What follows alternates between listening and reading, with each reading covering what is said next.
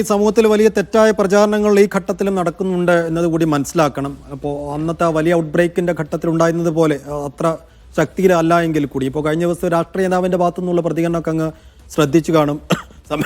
സമീപകാലത്തുണ്ടായ Nipah ബാധിതരൊക്കെ മരണത്തിന് കീഴടങ്ങിയിട്ടുണ്ട് എന്ന തരത്തിലുള്ള. അപ്പോൾ ഇത്തരം പ്രചാരണങ്ങളെ താങ്കൾ എങ്ങനെയാണ് നോക്കിക്കാണുന്നത്? അങ്ങനെയുണ്ടോ?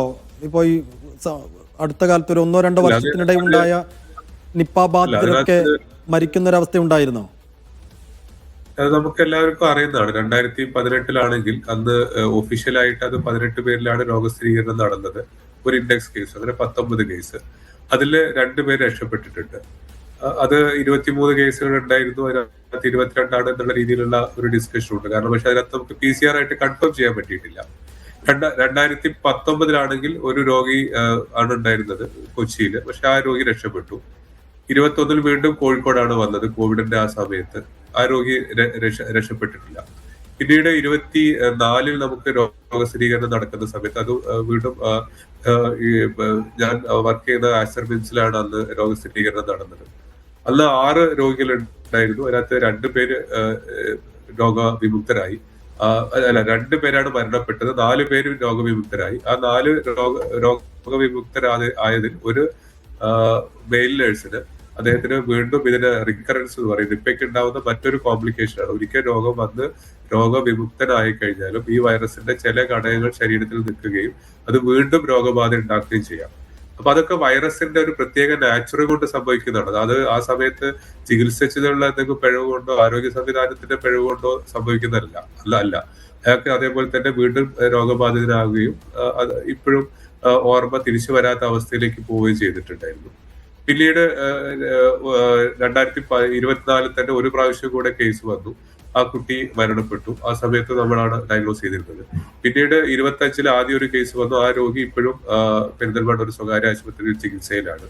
ഇപ്പൊ 2 രോഗികൾ വന്നതിൽ ഒരു രോഗി മരണപ്പെട്ടു, മറ്റു രോഗി ചികിത്സയിലാണ്.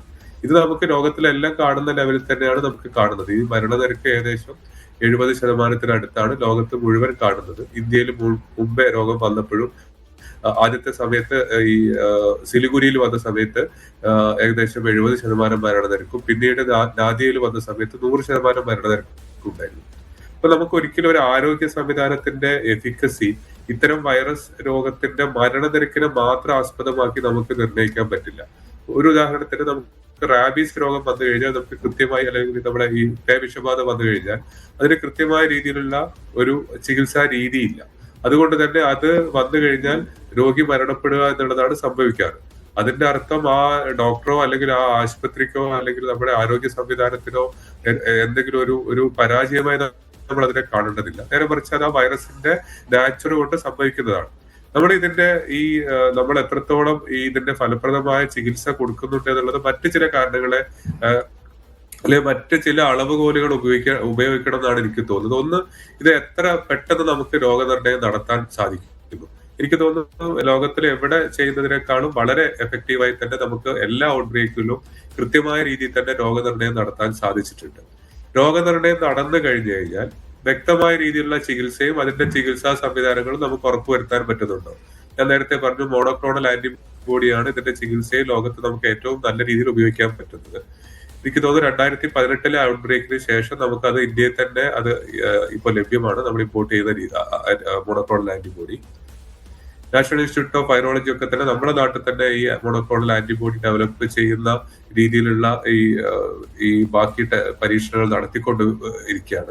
അതൊന്നും എനിക്ക് തോന്നുന്നു ആ കാര്യത്തിൽ നമ്മൾ നല്ല രീതിയിൽ തന്നെ മുമ്പോട്ട് പോയി എന്നാണ് ഞാൻ മനസ്സിലാക്കുന്നത്. പിന്നീട് ഇതിന്റെ പ്രതിരോധ പ്രവർത്തനങ്ങളാണ്. അത് നമ്മൾ എല്ലാ പ്രാവശ്യവും നമ്മളെല്ലാവരും കാണുന്നതാണ്. രോഗം വന്ന ഉടനെ തന്നെ നമ്മളൊരു വളരെ ഉണർന്ന് പ്രവർത്തിക്കുന്ന ഒരു ആരോഗ്യ സംവിധാനമാണ് നമ്മുടെ സംസ്ഥാനത്തുള്ളത്. ഞാൻ ഇതുമായി ബന്ധപ്പെട്ട പല ഇന്റർനാഷണൽ മീറ്റിങ്ങുകൾക്കും നമുക്ക് കേരളത്തിലോ അല്ലെ ഇന്ത്യയോ റെപ്രസെന്റ് ചെയ്തിട്ട് പങ്കെടുത്ത ഒരാളാണ്.